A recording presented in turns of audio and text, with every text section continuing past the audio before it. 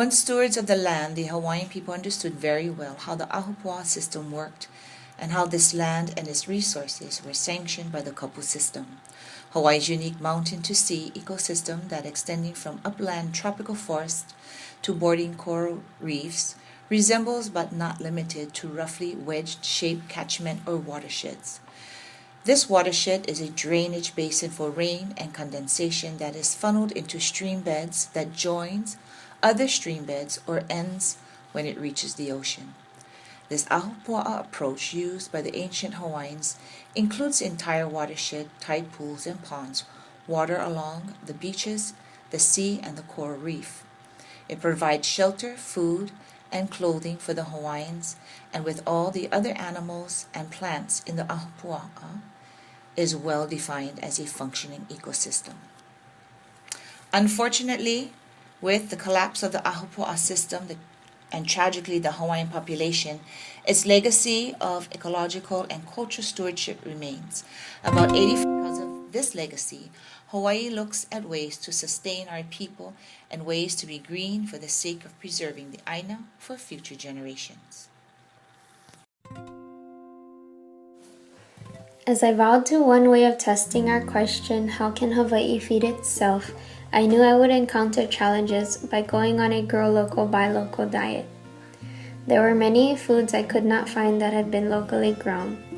Our main diet consisted of fruit and vegetable smoothies, eggs from our 6 hens, kalua pig, smoked meat, grass-fed beef from local producers at the KCC Farmers Market, and lots of fish and poi.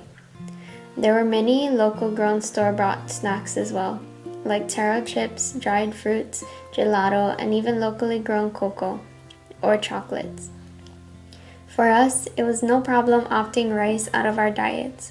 We regularly do juice cleanses and always have food sent to us from family on Kauai who fish and hunt daily. One large problem I faced was the prices of the local foods here on Oahu. I was so accustomed to having my family give the foods to us for free, and when we ran out of meats, fish, or poi, I would have to buy some.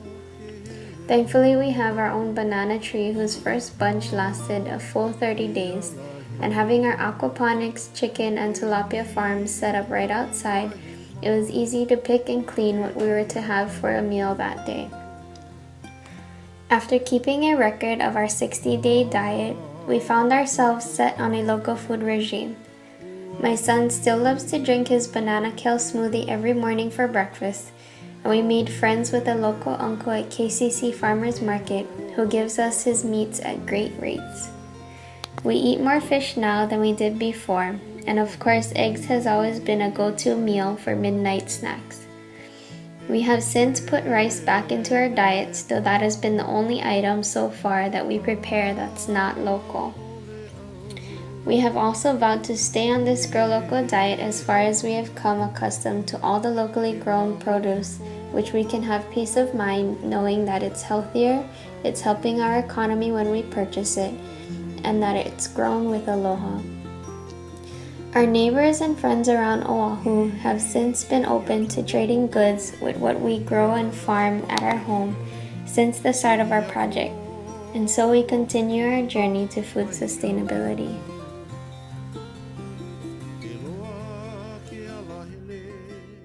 My name is Bernie Tsao. I'm the program coordinator for aquaculture and aquaponics at KCC. Sustainability really starts with the individual, right? I mean, if you take responsibility for your own household, and feed your own family, then guess what? The entire island is going to be sustainable if everybody does that. The cool thing about aquaponics is that it doesn't require acres and acres of space to grow a lot of food. Another thing about aquaponics is the water usage is only 1/10 of the amount you would use compared to traditional agriculture. It's fully recirculated. The water for the fish is, the fish waste, the effluent is actually being cleansed by the plants so that, the water can be recirculated over and over again. So I think aquaponics is really a potential answer to some of our sustainability problems. Yeah. Hi, I'm Brandon Young. I'm a student at the UH Manoa College of Education. and this is my small-scale tilapia farm. I only have about 17 or 18 tilapia in here right now, but I had up to about 70 at one point. It's just a small 300-gallon pond that I built. Sort of 2x4s and plywood, pond liner, and homemade filter. I use basically it's the same grow bed as the aquaponics grow bed, so 26 gallon. And I just use the same thing.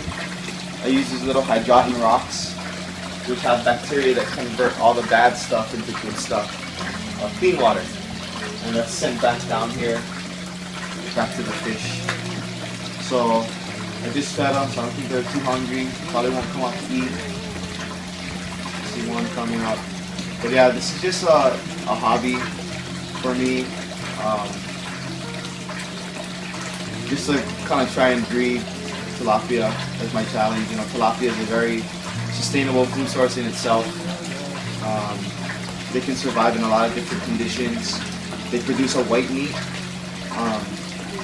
versus a red meat. So yeah, this is my aquaponics setup. Kind of in the transition stage right now, so there's not too much growing in it. Previously I had a bunch of green beans throughout the whole garden, but I harvested those about a couple weeks ago. So I'm kind of just letting this last plant grow out, and then I'm gonna plan on planting some new stuff in here. Not too sure what. In about a year's time, I've grown various types of lettuce, green onions, soybeans, green beans, kale, all within a year's time. And I've been able to harvest all of that out of this small. It's only a 26-gallon grow bed. It's probably the smallest grow bed you can find.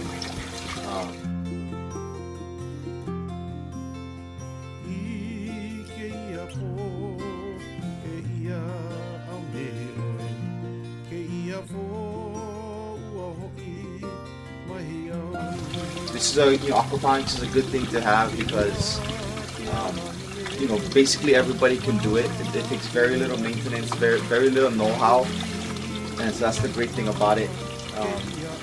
And really peace of mind that your food is really being grown organically and nutritiously, and you have control over that.